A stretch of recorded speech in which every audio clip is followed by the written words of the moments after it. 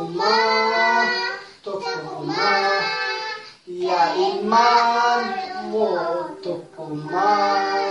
Umani Oromo, Umani Oromo, Tokuma, Tokuma, Hakabanu, Hakabanu, Hakabanu, Shan, Shan, Hafilanu, Shan, Hafilanu, Hafilanu, Hafilanu, Bartisa, Shan, Filatu, Barata, Oromo, Shan, Filatu, Filatu, Ayo, Oromo, Shan, Filatu, Bartisa, Oromo, Shan, Filatu, Abba,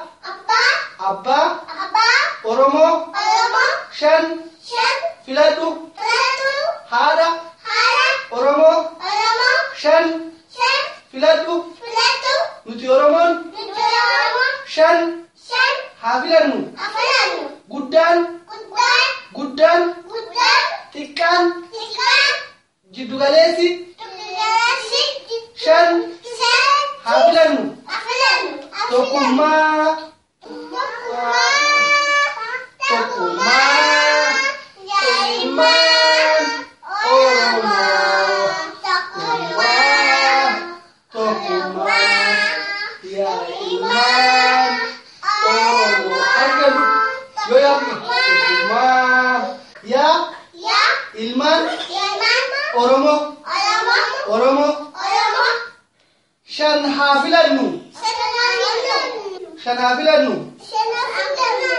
Gachani, Ummata Oromo, Abaoda,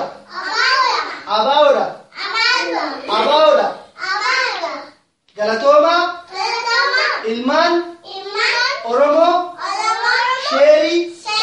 Sheri, Goda, Laiki, Goda, Miliona Toko,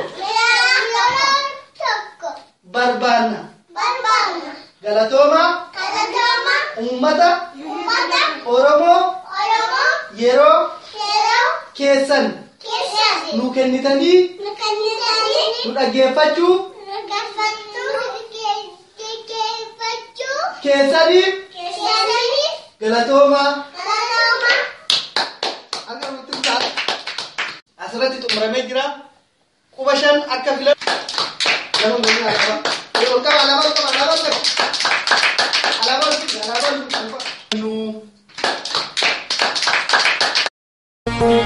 Garba bishanga dalaga jisu,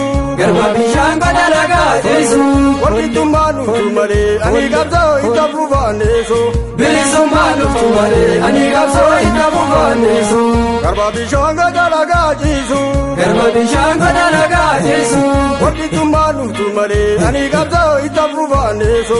Bilisumanu tumale, ani gabzo itabu vaneso. Kaliyo aboda jana, deriko mustafa kamna. Yeah.